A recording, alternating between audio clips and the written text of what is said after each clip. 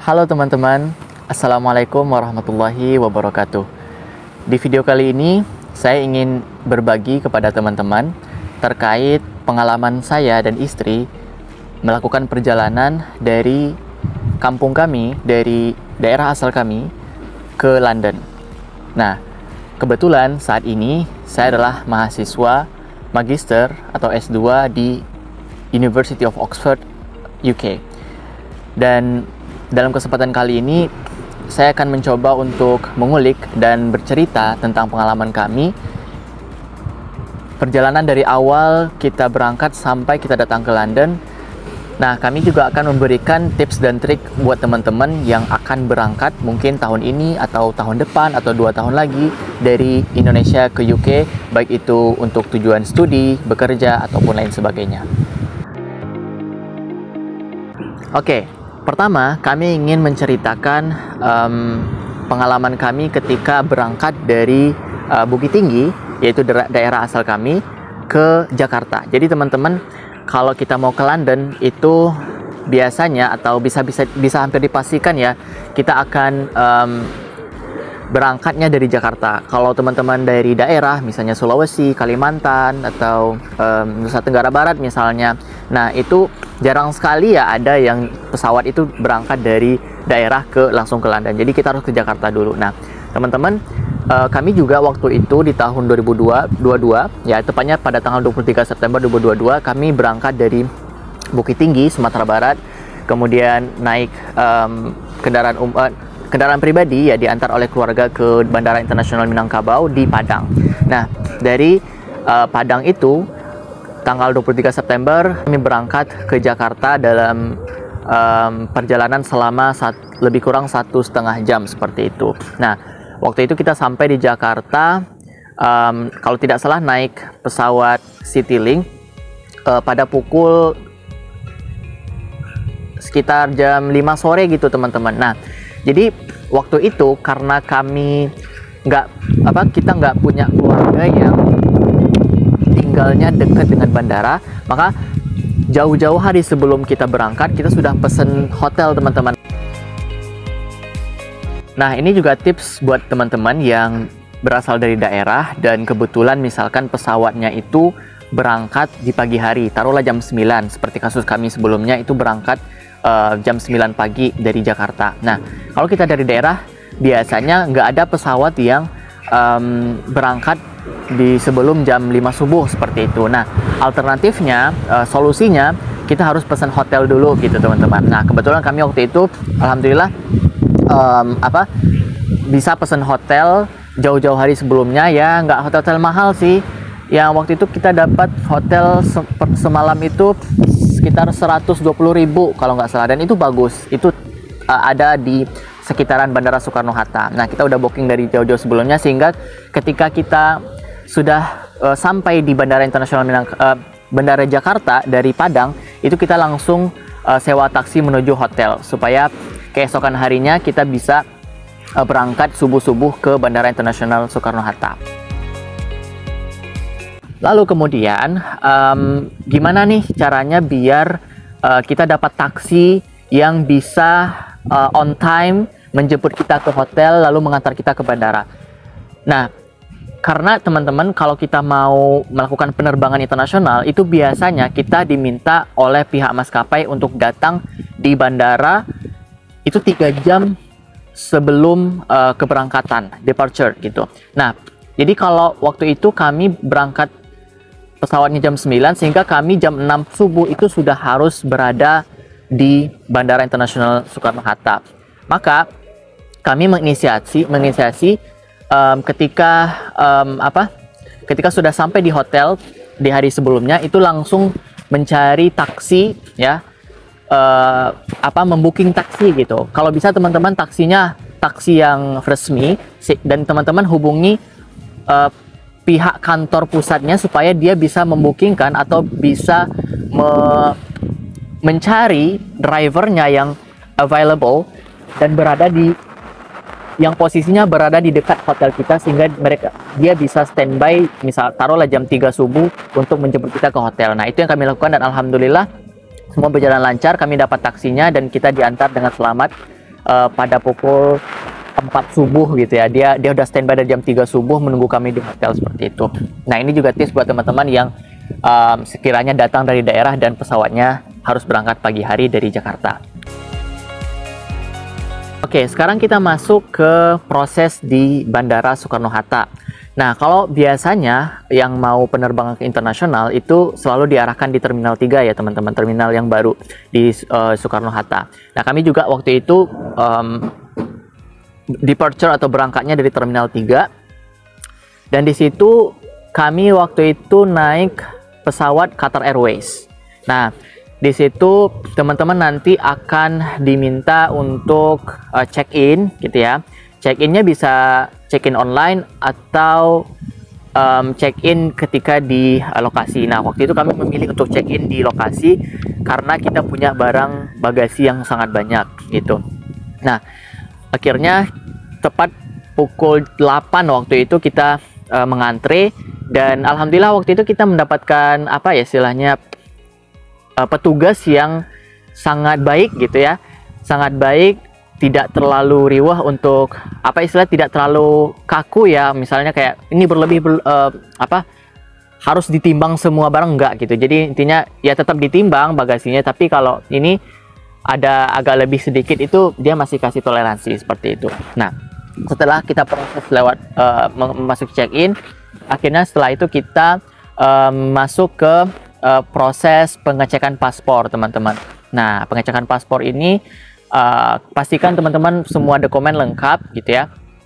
Dan untuk student ya siapin aja gitu berkas-berkasnya itu dibikin ready untuk diperlihatkan ke petugas paspor kalau seandainya nanti in case diminta untuk memperlihatkan bukti-bukti bahwa kita student dan lain sebagainya. Nah, ketika teman-teman sudah lolos dari proses pengecekan paspor, teman-teman nanti akan tinggal masuk ke dalam ruang tunggu gitu. Nah, biasanya kalau di Terminal 3 sih kita bisa lihat pesawat yang akan, kalau pesawatnya datang gitu ya, kita bisa melihat langsung pesawat mana yang akan kita naikin seperti itu. Karena memang tempat ruang tunggunya itu ada ruangannya itu bisa ada kaca tembus pandang untuk melihat pesawat yang baru datang seperti itu ya. Nah, dan ini juga satu hal yang menarik teman-teman. Jadi ketika kami berangkat di tanggal 23 September 2022 itu, kami akan berangkat menuju Doha gitu. Kita transit dulu nih di Doha, Qatar gitu. Beberapa minggu sebelumnya kita itu mendapatkan informasi bahwa di Qatar itu kita bisa membuat visa on arrival gitu. Dan itu gratis untuk bisa keluar bandara jika durasi transit kita itu melebihi 5 jam. Nah, kebetulan di Qatar Airways waktu itu kita dapat transit sekitar 11 jam lewat 30 menit. Jadi lama banget, hampir setengah hari gitu teman-teman. Jadi kita memutuskan untuk membuat visa on arrival supaya kita bisa keluar bandara, jalan-jalan dulu gitu, menemui teman. Kebetulan ada teman yang kuliah juga di Qatar waktu itu, dan alhamdulillah akhirnya berhasil kita dapat visa. Nah, singkat cerita teman-teman, kita berangkat dan akhirnya sampai di Qatar itu sekitar pukul 2 siang waktu Qatar ya. Pukul 2 siang waktu Qatar, dan menempuh perjalanan sekitar 9 jam kalau tidak salah. Nah, kalau teman-teman juga mau nih dan memang kebetulan transitnya lama, itu juga bisa diurus, dan nanti ketika kita sudah sampai di Qatar itu tinggal mendatangi petugas pengecekan kedatangan internasional. Terus teman-teman bilang kalau kita mau keluar gitu, kita transit selama sekian jam, terus kita mau keluar dan ini ada bukti kalau kita udah punya visa on arrival. Nah, nanti si petugasnya akan istilahnya memfoto wajah kita, lalu dia akan menandatangani atau melakukan istilahnya memberikan tanda kalau visa kita diterima dan kita diizinkan untuk keluar dari bandara seperti itu. Singkat cerita, saya dan istri itu jalan keluar bersama teman, dijemput teman, dan kita sekitar 2 atau 3 jam itu keliling-keliling di Qatar. Nah, setelah itu balik lagi ke bandara 4 atau 5 jam sebelum kita berangkat lagi dari Doha menuju London seperti itu. Lalu ketika teman-teman sudah sampai lagi di Bandara Qatar, itu tinggal tunjukkan paspor teman-teman dan lihatin tiket ya, jangan sampai hilang tiketnya ya. Paspor dan tiket itu harus selalu dijaga, jangan sampai hilang, karena nanti kita dihitung sebagai apa ya istilahnya orang yang baru datang lagi ke bandara seperti itu. Tapi kalau kita udah pegang paspor dan tiket kita, prosesnya akan sangat cepat seperti itu. Dan singkat cerita, kita berangkat ya dari Doha ke London, itu perjalanannya menempuh sekitar 4 apa 5 jam gitu ya teman-teman. Kalau kita tidak salah 4 atau 5 jam. Oke, sesampainya di Bandara London atau di Bandara Heathrow di London sekitar pukul 6 pagi, kami akhirnya mengambil bagasi ya, kemudian itu memerlukan waktu sekitar 45 menit sih, nggak sampai sejam, tapi cukup lama karena memang waktu itu sangat ramai yang datang ke Heathrow karena memang musim kedatangan mahasiswa juga waktu itu. Nah, setelah mengambil bagasi, ini tips juga teman-teman, setelah mengambil bagasi teman-teman pastikan punya paket internet. Nah, bisa menggunakan roaming yang sudah di-set dari Indonesia, atau kalau seandainya teman-teman belum sempat mengisi roaming ya, itu tinggal beli aja paket datanya atau paket internetnya di bandara. Waktu itu kebetulan saya membeli paket internet 3 sekitar harga 25 atau 30 pounds. Kalau dirupiahkan sekitar 600.000, 700.000 seperti itulah ya. 25 itu nggak sampai sih, sekitar 450.000 lah harga paket, dan itu isinya kalau tidak salah 10 giga. Nah, intinya teman-teman pastikan teman-teman punya internet supaya apa? Bisa mengecek Google Map biar nggak nyasar. In case nanti seandainya nyasar, teman-teman bisa menghubungi orang lain yang ada di UK untuk memberikan bantuan kan. Jadi pastikan dulu isi internetnya. Setelah isi internet baru teman-teman mulailah cari transportasi yang bisa digunakan untuk mencapai ke kota tujuannya. Nah, untuk terminal bis sendiri itu teman-teman berada di, atau central bus stationnya itu berada di terminal 2 dan 3. Teman-teman bisa menggunakan National Express, itu yang paling besar ya, dan juga ada beberapa jenis bus company yang lain seperti Megabus atau lain sebagainya. Intinya waktu itu kami sampai di Bandara Heathrow itu di Terminal 5, kemudian kami naik underground tube ya, underground tube itu gratis teman-teman. Jadi itu fasilitas bandara. Itu kita menggunakan underground tube menuju Terminal 2. Nah, di Terminal 2, sesampai di Terminal 2 kami akhirnya membeli tiket bis menggunakan National Express. Itu untuk berdua harganya 50 pound. Jadi masing-masing itu sekitar 23 pound teman-teman. Tapi karena kami bagasinya cukup banyak, dia kenakan biaya tambahan seperti itu. Singkat cerita, kita akhirnya sampai di terminal bis, lalu kita menuju Oxford dan menempuh perjalanan sekitar 1 jam lebih. Lalu ketika kita sudah sampai di kota tujuan, teman-teman bisa langsung menyewa taksi, bisa ya. Banyak sih aplikasi taksi di UK ini, bisa menggunakan Uber, kemudian apalagi ya, 001 atau Royal Taxi dan lain sebagainya. Nanti teman-teman bisa search aja di Google kira-kira fasilitas taksi apa saja yang biasa digunakan di kota tujuan teman-teman. Nah, kalau in case di Oxford, waktu itu kami menggunakan 001 aplikasi kita download aplikasi 001, kemudian kita pesen ya sama kayak kita mesen Grab atau Gojek di Indonesia lah, lebih kurang seperti aplikasi online di Indonesia, lebih kurang seperti itu. Dan nggak lama setelah itu kita dijemput dan akhirnya alhamdulillah kita sampai di akomodasi kita yang di belakang saya ini teman-teman. Kebetulan disinilah akomodasi atau apartemen yang sudah kita booking untuk kami tinggal selama 2 tahun menempuh studi di sini. Oke teman-teman, itu adalah cerita kami bisa sampai dengan selamat perjalanan dari Jakarta menuju UK atau sampai menuju kota tujuan untuk studi. Nah, sekarang ada beberapa tips nih buat teman-teman yang akan berangkat ke UK, yang mana dengan tips ini mudah-mudahan bisa membantu meringankan perjalanan teman-teman menuju UK. Oke, tips yang pertama adalah usahakan teman-teman selalu cek Google Map ya. Tujuannya apa? Supaya bisa cek selalu kita sedang berada di mana gitu. Karena kalau udah kalau udah ternyasar sekali gitu, itu akan membutuhkan biaya yang banyak untuk bisa, ya maksudnya akan ada ekstra tambahan biaya gitu. Kalau teman-teman nyasar akan balik lagi, nyewa bis lagi, nyewa taksi lagi dan lain sebagainya. Dan itu kan tentunya akan membuat terkuras kantong kita. Kemudian tips yang kedua, untuk teman-teman yang naik bis itu selalu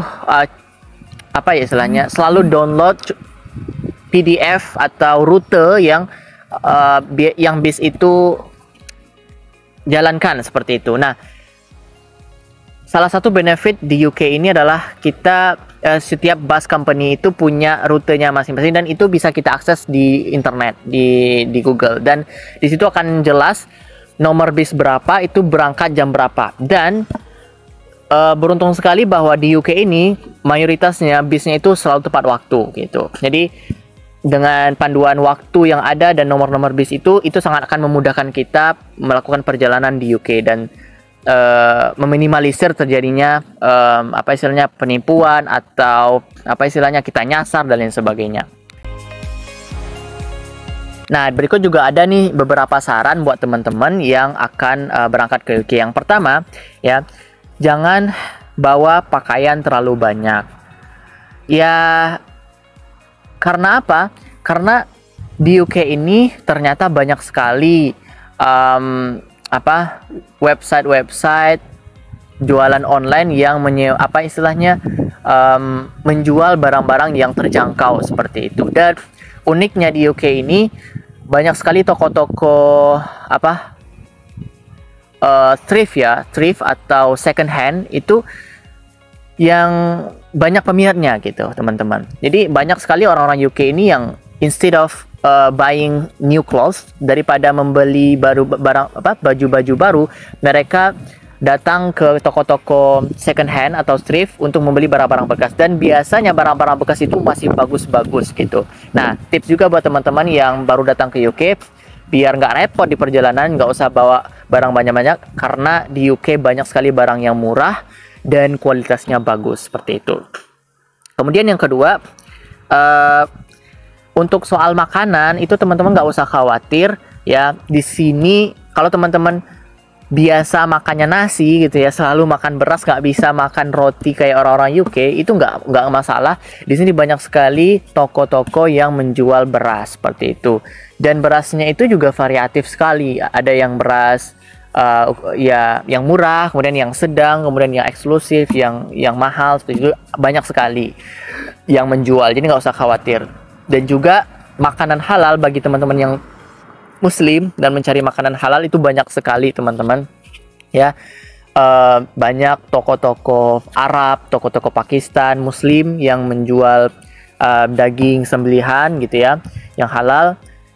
Dan jenis-jenis makanan yang lain yang halal gitu. Jadi untuk makan, untuk pakaian itu nggak usah terlalu khawatir sehingga nanti membebani teman-teman untuk bawa semuanya dari Indonesia, itu nggak perlu gitu ya.